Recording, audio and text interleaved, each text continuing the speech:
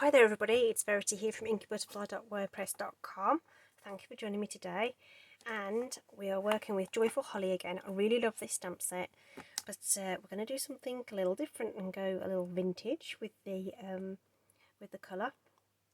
So just a bit of a different take using this set rather than the traditional red and green. So that's what we're going to be aiming for. Okay, Joyful Holly will retire in January. So if it is a set that you would like, then do make sure you get that in your baskets. So what we're going to do is we're going to start off with a cardstock layer, which I know now is the wrong size because I've forgotten to trim it down. I'm going to take a 1/4 inch off this. So we're going to make this 3 3/4. 3 3/4 by 5 1/2, just so that we've got more of our crumb cake card base showing. I have all my I tend to leave I do a lot of pre-cutting of all my card bases and things, so I knew that was going to be the wrong size.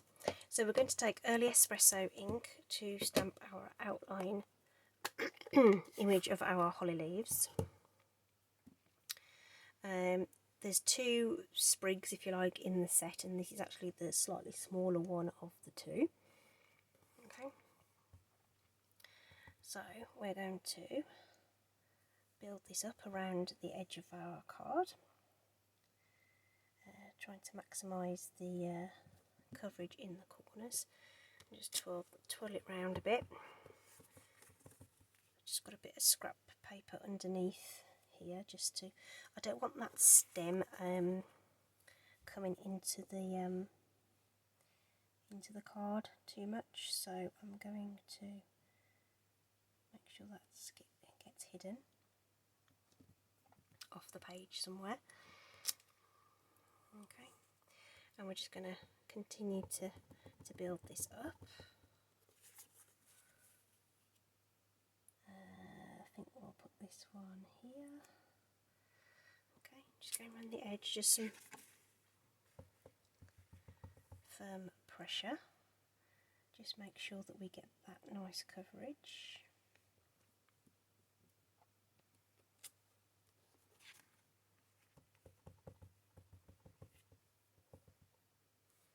And then let's put one in here. Trying to rotate it a little bit so we get a different look around the edge.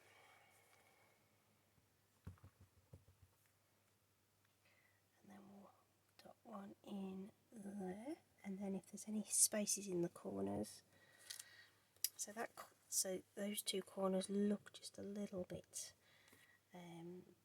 empty, so we'll just take the edge of that and just add a couple of leaves in there. It's not much, but it just means that your eye isn't drawn to an empty space.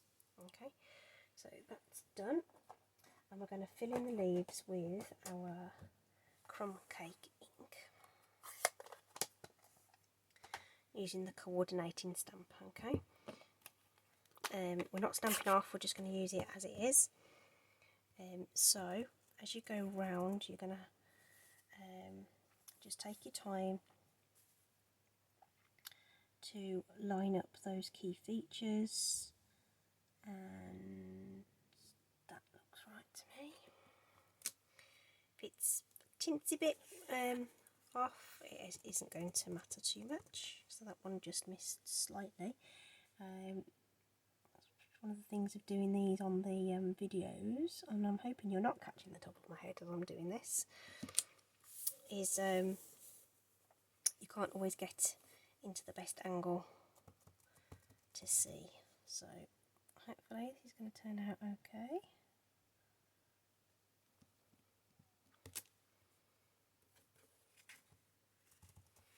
Now just keep going round. So this curled up leaf is kind of my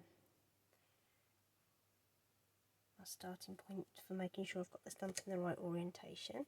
So while we're here, we're just going to tap in. I mean, it's only a little bit, but it makes all the difference if you just fill in those edge pieces as well.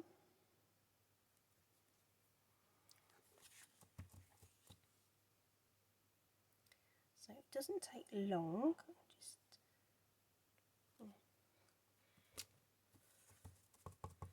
just a bit of care when we're lining it up. Of course, you've seen me use this stamp a few times now if you've caught my channel before, and I have used the Stamparatus as well to make sure that those images are lined up, which is fine if you've just got a very I don't know, static design, if you like, but because we're turning and twisting and stuff, that won't work so well with this. Now I'm going to bring in Merry Merlot for the berries, because I think I'm going to try stamping them off as well. Actually, I did oh, I've missed that slightly.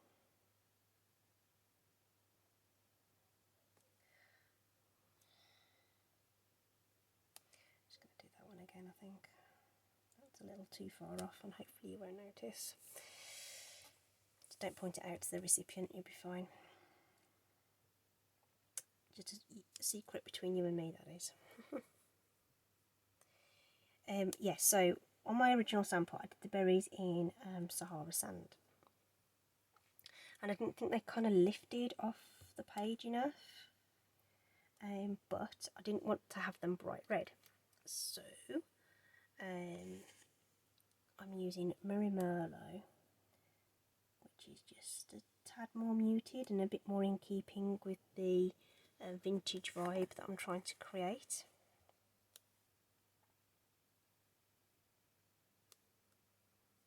I also learned as well that this stamp, if you just need to be sure that you're going in the right direction. So there's a cluster of 3 here and a 1, and there's a 1 there.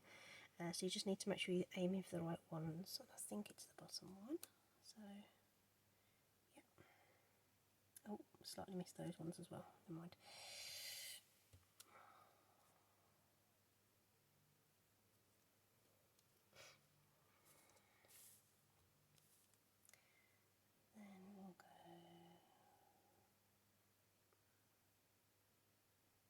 This way.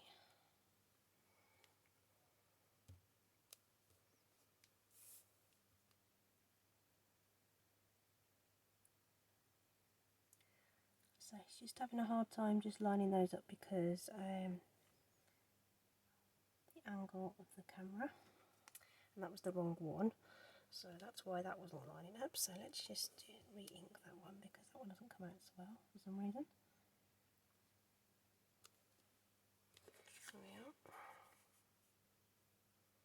And we've got one more there, and we've got a cluster of 3 peeking in there, and there's one in the corner. Have I got them all? I think I have. So that to me actually looks far better with the Merlot ink than it does with the Sahara sand. So I'm hoping that the end result on that will be really, really cool. While we've got the Merry Merlot out, I'm going to stamp the sentiment onto a piece of Whisper White that we can use to punch out our sentiments. And that is all the stamping done. Sentiment we're going to punch out with the Label Me Lovely. Love these punches, absolutely love them. They're so cute, and punches are just so nice and quick to get your sentiments punched out. So I'm just centering that over the over that lettering, just like that. It's ready.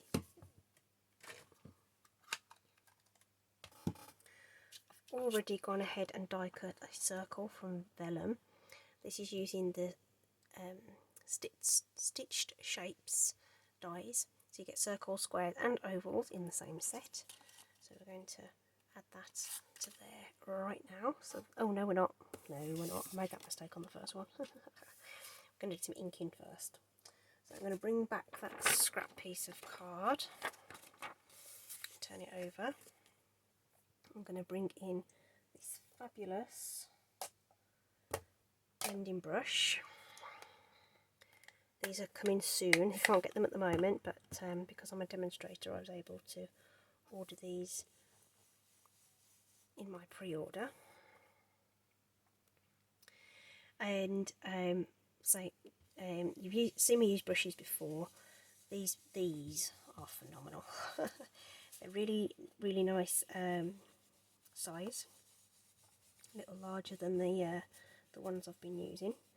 So they cover really well, and you get a really smooth application of ink. Bristles are longer, and they're more dense as well. So it's just a phenomenal tool.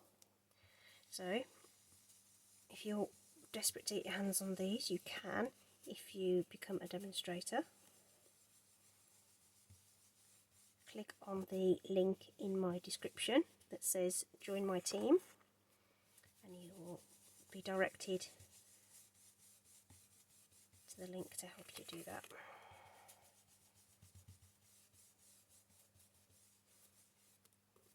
There we go. Right, so we've aged the edges of this. I'm not going to apply any extra ink, I'm just going to use the residual ink just to go around the sentiment as well. Doesn't look like you've covered it much, but you'd be surprised. Voila! Okay, excellent. Now we can put that on the die cut circle that I've now lost. There it is. Found it. Problem with vellum, it's sort of see-through, isn't it? Right, let's get that something like central on there. That is going to go on with dimensional ultimately, so I'm going to put those top and bottom on that little label there. So that's ready to go. And what we want to do is add some ribbon around this. So this is the ribbon from the Forever Greenery bundle suite. So it's actually sort of very vanilla or something. Anyway, it's not white, basically. I didn't want to use white ribbon, and I didn't really want to use the brown. We don't have anything in Merry Merlot. So I'm just having that so that the ends are even at the side there, which means we'll have an even amount to use to tie our knot at the end, and I'm just going to secure that in the middle there. Just temporary. This is just to hold it in place just while I mess about with it. So we've got that kind of held in place just temporarily while we're messing about with the other bits and pieces. And we can get that added to our card with some Stampin' Seal, which has decided to misbehave on me. Oh my goodness. Ugh, fingers and thumbs. Sorry about that, everybody. Right, there we are, and here is our card base, so we'll get that adhered to there, getting our border nice and even. That's definitely the right decision to switch to the Merry Merlot for the berries. I'll just reinforce that crease. There we are, and then we just need to add this over that ribbon, which is why I put the dimensionals top and bottom, so that it kind of straddles that ribbon in the middle. So we'll put that in place. Okay. We can now tie our knot in this lovely ribbon.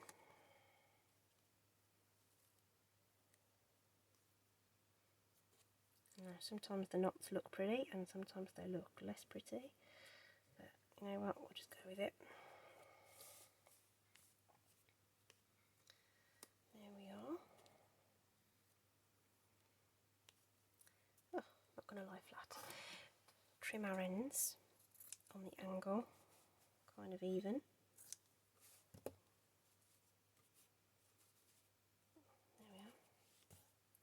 And the final touch is some champagne rhinestones. Just again, the champagne colour kind of gives that vintage feel. My Take Your Pick tool. Like our regular rhinestones, these have 3 sizes. So we have large, we have a teeny one, if it will come to me, that would be lovely. And then we have a medium one that can go in up here. And that is it, my friends. Really nice. I like this vintage look, and I definitely think the red in the berries really sets it off. I did a bit more inking on this one as well, so it's sort of taken away a lot more of the white space. So lots of little variables for you to mess about with on your own card. You may even like the bright red might not have been too bad in terms of it will be a really punchy accent, a bit like, you know, how they use in, like the effects they use in cinematography and things like that. Also think this would be really cool in shades of grey as well. Again, with that punch of red, that might be really, really nice. So have a little look. If you do decide to try this style, I'd be really interested to see. Details below of the products I've used, links to join my team and to my store for general browsing. I'd love to see you there. Thanks a lot for joining me today, everybody. Take care. I'll see you soon. Bye.